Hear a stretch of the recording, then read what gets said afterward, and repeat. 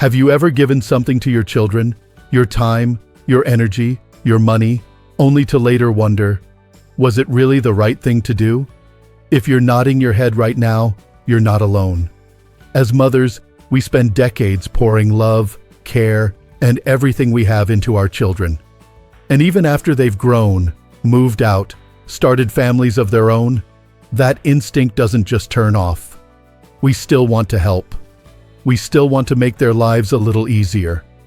And sometimes we believe that giving more is the best way to love them. But what if I told you that some of the things we're giving might actually be hurting them? Today we're going to talk about 7 things you should never give your children, not because you don't love them, but because you do. Deeply. And sometimes real love means stepping back, letting go, and trusting that they can find their own way. We're going to talk about boundaries, independence, timeless wisdom, and how we, as women in the most powerful season of our lives, can shape healthier relationships with our grown children. Now, before we dive in, I want to ask you a question. Have you ever tried to help your child and then found yourself cleaning up a mess you didn't make? Maybe it started small, a little financial help here, a place to stay for a few months, a little advice on how to handle a relationship. But suddenly, you're paying the bills, you're washing their laundry, you're walking on eggshells trying not to offend them, and in the process, you're losing yourself. That's exactly what happened to Linda, a retired teacher in her mid-60s who felt nothing but joy when she handed her son David a generous check from her retirement savings. "You've worked so hard," she told him. "Now it's your turn to relax a bit." She meant well. She loved him more than anything in the world. But what Linda didn't realize was that her gift would change David's life, and not in the way she hoped. With the money in his hand, David felt free. Maybe a little too free. He quit his job the next week. "I've always wanted to try something different," he told his friends. But weeks passed. Then months. The something different never came. He stopped applying for work. He stopped answering his mother's calls as often. He even started resenting her questions about his plans. What seemed like a blessing quickly became a burden for both of them. There's a name for this. Psychologists call it heir syndrome, when children who receive too much too easily begin to lose motivation, ambition, and even their sense of purpose. Dr. Roy Williams, who spent years researching how wealth affects families, found that 70% of wealthy families lose their money by the second generation. By the third, 90%. And here's the truth most people don't talk about. It's not just about money. It's about what happens to a person when they're given everything, except the tools to earn it themselves. There's a deeper kind of strength that doesn't come from comfort, but from struggle. As someone once wrote, "It is not the man who has little, but he who craves more, who is poor." Those words remind us that peace doesn't come from having more, but from needing less. When we give too much, we might think we're being generous. But if that giving robs our children of the chance to grow, to stretch, to learn how capable they really are, then we're not giving them a gift. We're giving them a gilded cage. Instead of handing David that check, Linda could have done something more powerful. She could have sat down with him and asked, "What are your goals? What are you building toward?" She could have offered to help him invest in a dream, or to teach him how to manage money wisely. She could have been his guide, not his crutch. So if you're thinking of giving a big financial gift to your child, stop and ask yourself, is this a springboard or a trap? Will this money fuel their independence or feed their dependency? And that brings us to something that's often even trickier than money: property. A few years after helping David, Linda decided to give her daughter Emily the family's old beach cottage. It was a lovely idea, a beautiful gesture. But within a few months, Emily stopped calling as much. Linda thought maybe her daughter was busy enjoying the new place, until one day she got a teary phone call. "Mom, I can't keep up," Emily said. "The taxes, the plumbing, the roof, it's falling apart. I didn't know what I was getting into." What Linda had intended as a dream had quickly turned into a financial nightmare. Emily felt burdened, not blessed. And even worse, she felt ashamed that she couldn't maintain the gift her mother had trusted her with. This kind of thing happens more than you'd think. Studies show that inherited properties, especially second homes, often become sources of stress, resentment, and even conflict between family members. What starts as a heartfelt gesture can lead to unexpected costs, disagreements, and in some cases, permanent rifts. There's timeless wisdom in this. Wealth consists not in having great possessions, but in having few wants. We often think that giving things will make our children's lives easier. But what they may need more than a deed to a house is the opportunity to make their own decisions, to weigh the pros and cons, to choose what they want to invest their energy into. Imagine if Linda had included Emily in the conversation from the beginning. "Do you want the house?" she might have asked. "Do you feel ready to take it on?" Together, they could have explored options, selling the property, turning it into a rental, or simply enjoying it together during vacations. Instead of a silent burden, it could have become a shared dream. And that leads us to something even more subtle, but just as powerful. The invisible things we give our children without realizing it. Advice. Suggestions that sound like love, but feel like judgment. "Jason, are you sure that haircut looks professional?" "Emily, you'd be so much happier if you moved closer to home." "David, maybe you should find a better job." These phrases slip out of our mouths with the best of intentions, but sometimes they land like tiny arrows. We don't mean to control. We only want to protect, to help, to see our children happy. But what they often hear is, "You can't handle this without me." Linda saw this too, not long after giving Emily the cottage. Her daughter stopped asking for her opinion. Jason, her youngest, avoided her calls. David answered in one-word texts. It wasn't until a lonely family dinner, where only David showed up, that Linda realized something had changed. She hadn't just given too much. She'd said too much. And that's when she remembered her neighbor, Mr. Harris. A quiet man with kind eyes and a bookshelf full of old, thoughtful books. "Can I ask you something?" she said one afternoon, knocking on his door. "I think I've lost my children." Mr. Harris poured her a cup of tea and said something she'd never forget. "True love is like holding a bird in your hand. If you squeeze it too tightly, you hurt it. But if you let it go completely, it flies away. The trick is to hold it gently and let it breathe." Linda sat there, quietly sipping her tea, feeling something she hadn't felt in a long time. Not guilt, not sadness, but clarity. It was time to let go, not of her love, but of her need to control it. That conversation with Mr. Harris stirred something deep in Linda's heart. For so many years, she had believed that to be a good mother meant being constantly involved, always available with advice, money, or solutions. But maybe that wasn't love. Maybe that was fear dressed up as care. Fear that her children might struggle, that they might fail, that they might not need her anymore. The next morning, Linda did something she hadn't done in a long time. She sat at her kitchen table, made a fresh cup of coffee, and listened to silence. No phone ringing. No texts asking for help. And instead of feeling anxious, she let herself feel free. Not from her children, but from the weight of thinking she had to solve every problem for them. And in that space, she saw something she hadn't seen clearly in years. How her constant helping had quietly sent a message to her kids that they weren't capable without her.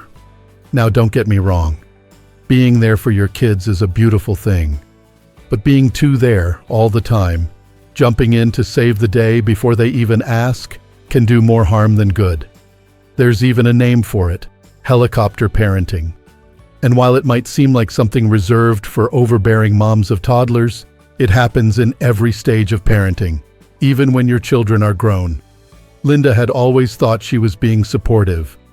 When David called panicked about a tough client at work, she jumped in with advice. When Emily struggled with a decision about moving, Linda offered to do the research for her. And when Jason felt stuck in his job, she sent him job postings every morning. It felt helpful. It felt loving. But over time, her children stopped bringing her their problems altogether. Not because they didn't have any, but because they didn't feel trusted to handle them themselves. Imagine being at the gym and having someone lift the weights for you. Sure, it's easier, but you don't get stronger. You don't build muscle. You stay stuck. That's what happens when we lift the emotional weights for our kids. We take away their chance to grow stronger. And Linda could see it. David had grown dependent on her suggestions. Emily doubted herself constantly. Jason hesitated before making any decision, worried about what his mom would think. That's when she remembered something else Mr. Harris said. Support is not solving. Support is standing beside someone while they figure it out. And so she tried something new. The next time David called about a difficult client, she listened, without interrupting. Then she asked, "What do you think you should do?" At first he was caught off guard. But then slowly, he began to talk through his options. When he hung up, Linda could hear something different in his voice, confidence. When Emily mentioned she was unsure about renewing her lease, Linda simply said, "Whatever you decide, I trust that you'll figure it out." Emily didn't ask for more. And somehow, that moment of space felt closer than all the advice Linda had ever given her. And then, there was Jason. Jason had always been the creative one. A little scattered, a little sensitive. Linda used to worry about him constantly, comparing him to his siblings without meaning to. "Why can't you be more like Emily? She's so organized." Or, "David had a job at your age." At the time, she thought she was motivating him. But what she was really doing was chipping away at his confidence, brick by brick. Comparisons are subtle, but they cut deep. Even the ones we think are harmless. Especially when they come from the people we love most. Linda didn't realize how much Jason had internalized those words until one evening at dinner, when he finally said, "It's always the same. Emily's the golden child, David's the successful one, and I'm just the lost cause." His voice cracked. The room went quiet, and Linda felt like the air had been knocked out of her chest. She hadn't meant to hurt him. She had loved all her children equally. But that wasn't how it felt to Jason. That was the moment she knew. Something had to change. Later that night, she sat down and wrote each of her children a letter. Nothing dramatic. Just simple, heartfelt messages of appreciation. For David, she praised his resilience in starting over. For Emily, she recognized her compassion and strength. And for Jason, she wrote, "I see how your mind works in ways I'll never understand, and I admire that. Your creativity brings beauty into the world, and I'm so proud of you. No comparisons, no suggestions, just love." The next time they were together, something was different. Jason laughed more easily. Emily relaxed into her chair. David brought his new girlfriend and even made a toast. The tension that had hung in the air like an invisible fog started to lift. Linda had stopped trying to fix them, and in doing so, she had found a new way to connect. A better way. One built not on control or expectations, but on trust and acceptance. And speaking of expectations, that was another thing Linda had to let go of. Like so many mothers, she had carried hopes for her children. Dreams, really. Jason would be the next Picasso. Emily would be a brilliant lawyer. David would be a successful entrepreneur. And when their paths started to veer off course, she worried. She pushed. She steered.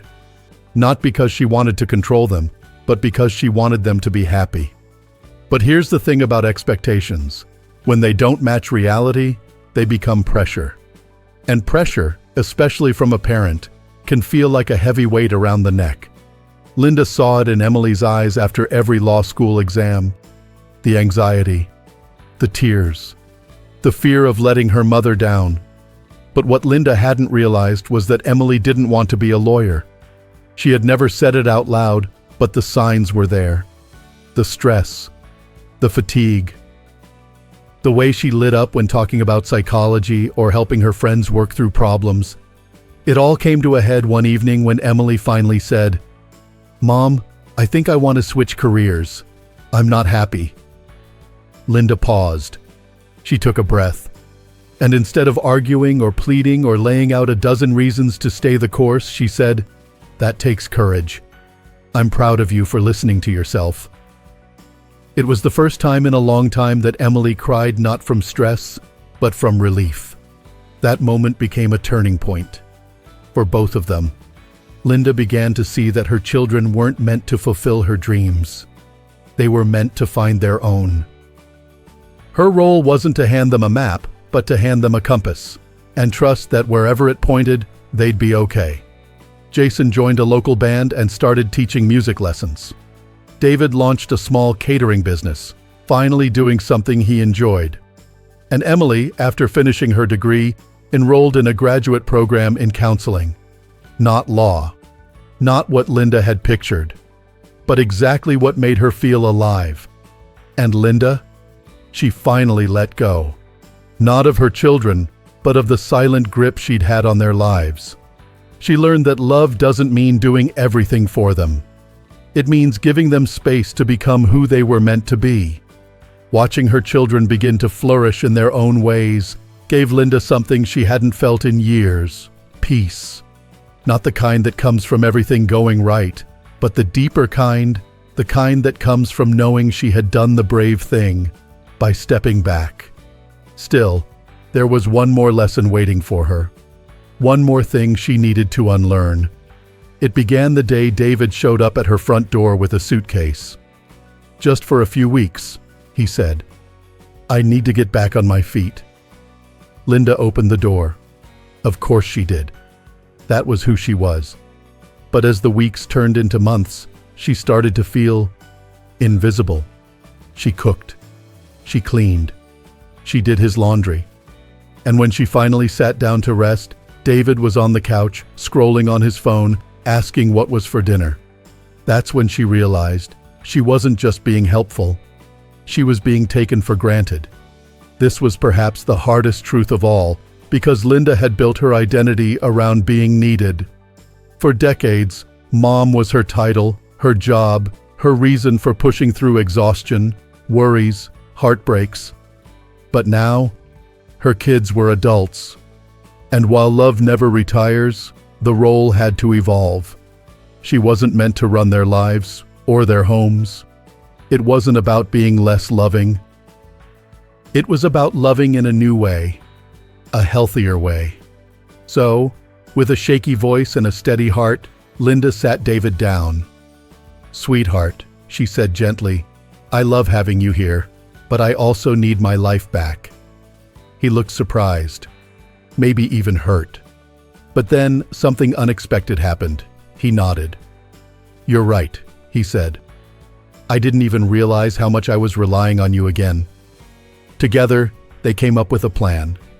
David would start contributing to groceries and utilities. He'd take over his own laundry. And more importantly, they agreed on a timeline for when he'd move back out on his own.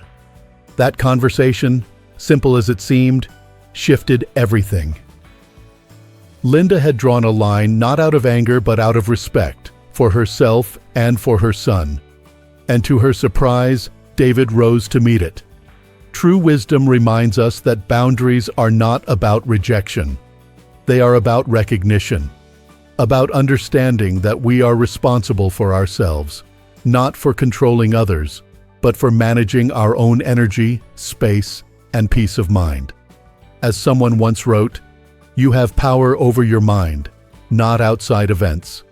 Realize this, and you will find strength." Linda discovered that strength one small step at a time. And in the midst of these changes, she also faced a quieter, more invisible challenge: the urge to over-communicate, to correct, suggest, remind, and repeat. Not because she didn't trust her children, but because she wanted to stay connected. wanted to feel involved. But what she didn't see was how that constant commentary, however subtle, was creating distance. Jason pulled away when she questioned his outfits. Emily dodged her calls when she sensed another lecture coming. And David, even after moving out again, kept their conversations brief.